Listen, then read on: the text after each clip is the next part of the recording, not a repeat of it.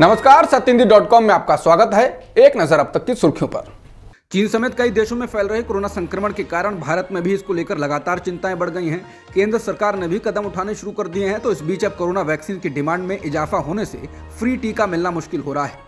दिल्ली में वैक्सीन न होने के चलते कई सरकारी सेंटरों पर ताला लगाना पड़ा है, जबकि अहमदाबाद में 17% टीके की मांग बढ़ी है, लेकिन वैक्सीन न होने के कारण लोगों को दिक्कतें हो रही हैं। द हिंदू की रिपोर्ट के मुताबिक दिल्ली में कोवैक्सीन की सिर्फ 3 शीशियां बची हैं, जबकि कोविशील्ड पूरी तरह से खत्म हो चुकी है। इस वजह से टीकाकरण केंद्रों पर ताला लगाना पड़ रहा है। आधिकारिक सूत्रों के हवाले से कोरोना के पिछले प्रकोपों के पैटर्न का हवाला देखते हुए कहा जा रहा है कि अगले 40 दिन भारत में महत्वपूर्ण होने जा रहे हैं, क्योंकि भारत में जनवरी में कोविड-19 मामलों में वृद्धि देखी जा सकती है। हिंदुस्तान टाइम्स की रिपोर्ट के अनुसार एक अधिकारी ने कहा, पहले ये देखा गया कि कोविड-19 की नई लहर पूर्वी एशिया में आने के 30 से 35 दिनों के बाद भारत में आती है। ये एक चलन रहा है। स्वास्थ्य मंत्रालय के सूत्रों ने हालांकि कहा कि संक्रमण की गंभीरता कम है। उन्होंने कहा कि अगर लहर आती भी है तो मृत्यु और अस्पताल में भर्ती होने की दर बहुत कम होगी। महाराष्ट्र के पूर्व गृह मंत्री अनिल देशमुख 100 करोड़ रुपए वसूली के मामले में लगभग 1 साल बाद जेल से छूट गए हैं।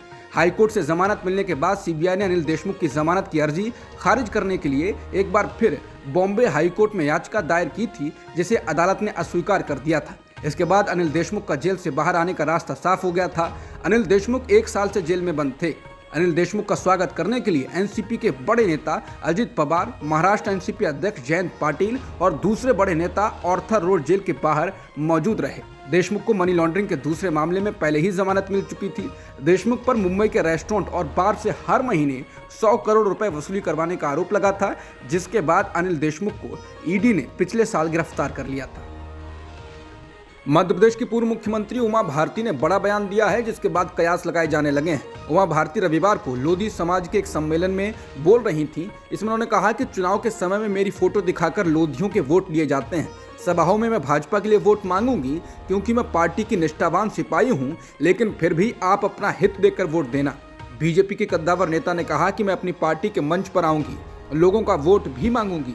मैं कभी नहीं कहती कि लोधियो तुम भाजपा को वोट करो, मैं तो सबको कहती हूं कि तुम भाजपा को वोट करो, क्योंकि मैं तो पार्टी की निष्ठावान सिपाही हूं। मैं आपसे नहीं कहती कि आप पार्टी के निष्ठावान सिपाही रहो, आपको अपने हित देखने हैं।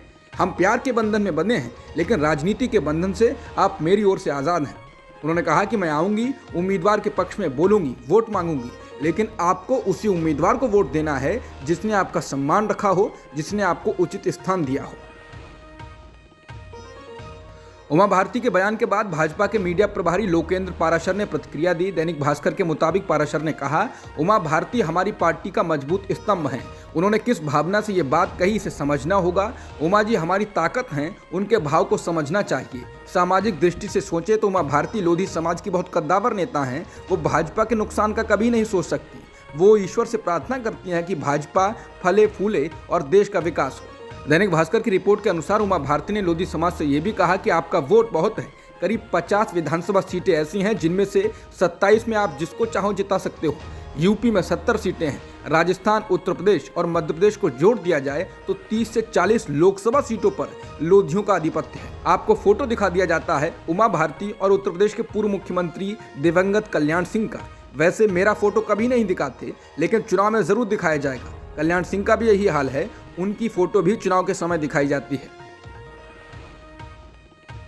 यूपी में निकाय चुनाव में पिछड़े वर्ग के आरक्षण के मुद्दे पर बीजेपी को घेरने में समाजवादी पार्टी जुट गई है। इसकी तैयारी है कि वो संविधान बचाओ आरक्षण बचाओ यात्रा निकालेगी। पार्टी गांव-गांव जाएगी और लोगों को बताएगी कि बीजेपी सरकार ने साजिश के तहत कोर्ट में सही तथ्य प्रस्तुत नहीं किए। इसके साथ ही आम आदमी पार्टी ने भी उत्तर प्रदेश में अभियान छेड़ने की बात कही है। आप भी पिछड़ों और दलितों को गोलबंद करने की कोशिश में है, आप नेता संजय सिंह ने ट्वीट किया है। नगर निकाय चुनाव में पिछड़ा वर्ग आरक्षण में बीजेपी सरकार द्वारा की गई हेराफेरी के खिलाफ 2 जनवरी को आप पूरे उत्तर प्रदेश में आरक्षण बचाओ लोकतंत्र बचाओ आंदोलन करेगी। सभी जिलों में होगा आंदोलन। प्रधानमंत्री नरेंद्र मोदी की मां हीराबेन का स्वास्थ्य खराब होने की वजह से उन्हें अहमदाबाद के एक अस्पताल में भर्ती कराया गया है। हालांकि अस्पताल ने बयान जारी कर कहा कि हीराबेन की हालत स्थिर है। हीराबेन को UN Mehta institute of cardiology and research centre में भर्ती कराया गया है। हीराबेन की उम्र 100 साल है। प्रधानमंत्री अपनी मां से मिलने के लिए अहमदाबाद पहुंच गए हैं। गुजरात के मुख्यमंत्री भूपेंद्र पटेल प्रधानमंत्री की मां के स्वास्थ्य के बारे में जानकारी लेने के लिए अस्पताल पहुंचे। यहां उन्होंने डॉक्टर से बात की और बेहतर इलाज सुनिश्चित करने के लिए कहा है। प्रधानमंत्री नरेंद्र मोदी की मां हीराबेन के अस्पताल में भर्ती होने के बाद कांग्रेस नेता राहुल गांधी ने उनके स्वस्थ होने की कामना की। राहुल गांधी ने ट्वीट कर कहा कि एक मां और बेटे के बीच का प्यार अनंत और अनमोल होता है। मोदी जी, इस कठिन समय में मेरा प्यार और समर्थन आपके साथ है। मैं आशा करता हूं आपकी माताजी जल्द से जल्द स्वस्थ हो जाएं। तमिलनाडु के मुख्यमंत्री और डीएमके अध्यक्ष एमके स्टालिन ने बुधवार को कहा कि उन्हें नहीं लगता कि कांग्रेस ने राष्ट्रीय स्तर पर अपनी प्रासंगिकता या महत्व खो दिया है। इसके साथ ही उन्होंने एक ऐसे राष्ट्रीय गठबंधन के लिए भी पैरवी की जिसमें कांग्रेस शामिल हो। डेक्कन हेराल्ड के मुताबिक स्टालिन ने कहा, कांग्रेस का पटरी पर लौटना भारत की जरूरत है। स्टालिन ने राहुल गांधी की तारीफ करते हुए कहा कि वो भाजपा की संकीर्ण राजनीति का जवाब हैं। कांग्रेस के साथ तमिलनाडु में सरकार चला रहे स्टालिन ने कहा, भाई राहुल गांधी ने लोगों के बीच सनसनी पैदा कर दी है। उन्होंने कहा कि सोनिया गांधी ने कांग्रेस के संगठन को मजबूत करने के लिए बहुत मेहनत की है, जिसके परिणाम में अब दिखने लगे हैं। भारत जोड़ो यात्रा में चल रहे राहुल गांधी की सुरक्षा में चूक को लेकर कांग्रेस ने केंद्रीय गृह मंत्री अमित शाह को चिट्ठी लिखी है और चिंता जाहिर करते हुए सुरक्षा सुनिश्चित करने की अपील की है। कांग्रेस महासचिव के.सी. वेणुगोपाल ने चिट्ठी में गृह मंत्रालय से राहुल गांधी यात्रा में शामिल लोगों और अन्य नेताओं की सुरक्षा सुनिश्चित करने की अपील की। चिट्ठी में कहा गया है कि 24 दिसंबर को जब भारत जोड़ो यात्रा दिल्ली में थी तो कई मौकों पर सुरक्षा में चूक हुई थी। दिल्ली पुलिस भीड़ को नियंत्रित करने में और राहुल गांधी के आसपास सुरक्षा घेरा बनाए रखने में असफल थी, जबकि राहुल गांधी को Z+ सुरक्षा दी गई है। स्थिति इतनी गंभीर थी कि राहुल गांधी के साथ चल रहे यात्रियों और कांग्रेस कार्यकर्ताओं को सुरक्षा घेरा बनाना पड़ा। चिट्ठी में कहा गया है कि यात्रा का अगला पड़ाव पंजाब और जम्मू कश्मीर जैसे संवेदनशील राज्य हैं, इसलिए राहुल गांधी की सुरक्षा सुनिश्चित की जाए। इसके अलावा चिट्ठी में भारत जोड़ो यात्रा में शामिल होने वाले लोगों को आईबी के द्वारा परेशान किए जाने का भी आरोप लगाया गया है। कांग्रेस ने कहा कि यात्रा में शामिल होने वाले लोगों को आने से रोकने के लिए इंटेलिजेंस ब्यूरो कई लोगों से पूछताछ कर रहा है। कांग्रेस पार्टी आज अपना 138वां स्थापना दिवस मना रही है। इस मौके पर कांग्रेस के राष्ट्रीय अध्यक्ष मल्लिकार्जुन खड़गे ने एआईसीसी मुख्यालय पहुंचकर झंडा फहराया और साथ ही कार्यकर्ताओं और पार्टी नेताओं को संबोधित किया।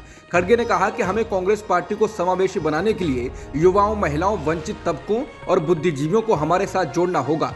राहुल गांधी की भारत जोड़ो यात्रा से देश भर में करोड़ों कार्यकर्ताओं को संजीवनी मिली है। इस दौरान कांग्रेस की पूर्व अध्यक्ष सोनिया गांधी, कांग्रेस सांसद राहुल गांधी और कांग्रेस के कई वरिष्ठ नेता मौजूद थे। खड़गे ने आगे कहा कि आज भारत के मूल सिद्धांतों पर लगातार हमले हो रहे हैं। पूरे देश में नफरत का गड्ढा खोदा जा रहा है। जनता महंगाई, बेरोजगारी से परेशान है, लेकिन सरकार को कोई परवाह नहीं। बीजेपी सांसद प्रज्ञा ठाकुर के खिलाफ कर्नाटक सरकार को शिकायतें मिल चुकी हैं। इसके बावजूद वो एफआईआर दर्ज करने से कतरा रही है। इससे बीजेपी शासित कर्नाटक सरकार पर तमाम आरोप लग रहे हैं। तृणमूल कांग्रेस के प्रवक्ता साकेत गोखले और राजनीतिक नेता तहसीन पूनावाला ने प्रज्ञा ठाकुर के खिलाफ कर्नाटक पुलिस को शिकायत भेजी। शिकायतों में कहा गया है कि बीजेपी सांसद प्रज्ञा ठाकुर ने अल्पसंख्यक समुदाय के खिलाफ बेहद निंदनीय और अपमानजनक भाषण दिया था। एफआईआर करना तो दूर की बात है। शिवमोगा के एसपी जी.के. मिथुन कुमार ने टीएमसी प्रवक्ता साकेत गोखले को जवाब दिया कि वो व्यक्तिगत रूप से आकर शिकायत दें तो एफआईआर दर्ज कर ली जाएगी। गोखले ने आज 28 दिसंबर को ट्वीट में लिखा है, जब ऑनलाइन एफआईआर दर्ज की जा रही है तो शिवमोगा के एसपी उनको व्यक्तिगत रूप से पेश होने को कह रहे हैं।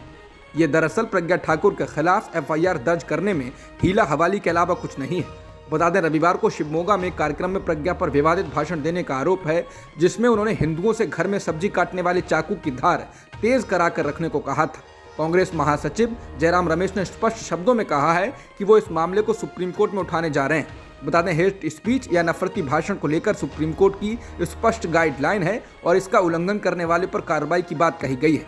हाल ही में यूपी के पूर्व मंत्री आजम खान को हेट स्पीच के मामले में 3 साल की सजा स्थानीय कोर्ट ने सुनाई है। इस मामले में आजम खान जब तक इसकी अपील कर पाते, राज्य सरकार ने रामपुर विधानसभा सीट पर उपचुनाव कराने की सिफारिश चुनाव आयोग से कर डाली। आयोग ने सहमति देते हुए अधिसूचना जारी कर दी। रामपुर से कभी न हारने वाले आजम खान को घर बैठना पड़ा। रेलवे से जुड़े कथित भ्रष्टाचार के मामले में आरजेडी प्रमुख लालू प्रसाद यादव, डिप्टी सीएम तेजस्वी यादव और उनकी 2 बहनों के खिलाफ सीबीआई द्वारा फिर से जांच शुरू करने को लेकर बिहार के मुख्यमंत्री नीतीश कुमार ने प्रतिक्रिया दी। मीडिया से बात करते हुए नीतीश कुमार ने कहा कि देख लीजिए ये क्या हो रहा है, हम लोग साथ आ गए हैं इसलिए हो रहा है। बता दें, लालू प्रसाद यादव के खिलाफ कई मामले पहले से ही चल रहे हैं। चारा घोटाले में वो जेल की सजा काट रहे हैं, हालांकि अभी जमानत पर बाहर हैं। मालूम हो कि विपक्ष लगातार केंद्र की मोदी सरकार पर विपक्ष को चुप कराने के लिए एजेंसियों के दुरुपयोग का आरोप लगाता रहा है। आरबीआई ने जिस रूप में डिजिटल मुद्रा को जारी किया है, उस पर महात्मा गांधी के पड़पोते तुषार गांधी ने नाराजगी जताई है। उन्होंने कहा कि डिजिटल मुद्रा में महात्मा गांधी की तस्वीर नहीं लगाई गई है। बता दें, इस महीने की शुरुआत में आरबीआई ने 4 भारतीय शहरों मुंबई, नई दिल्ली, बेंगलुरु और भुवनेश्वर में डिजिटल रुपए के लिए पहली पायलट परियोजना शुरू की है। इसी को लेकर तुषार अरुण गांधी ने ट्विटर पर नाराजगी जताई और तंज कसते हुए लिखा, नई शुरू की गई डिजिटल मुद्रा पर बापू की छवि को शामिल नहीं करने के लिए आरबीआई और भारत सरकार को धन्यवाद। अब कृपया पेपर मनी से भी उनकी तस्वीर हटा दें। तुषार गांधी की नाराजगी तब आई है जब भारतीय रिजर्व बैंक यानी आरबीआई की डिजिटल मुद्रा का रिटेल पायलट प्रोजेक्ट 1 दिसंबर 2022 को शुरू हो गया है। आरबीआई की केंद्रीय बैंक डिजिटल मुद्रा यानी सीबीडीसी को ई-रुपया या डिजिटल रुपए के रूप में भी जाना जा रहा है।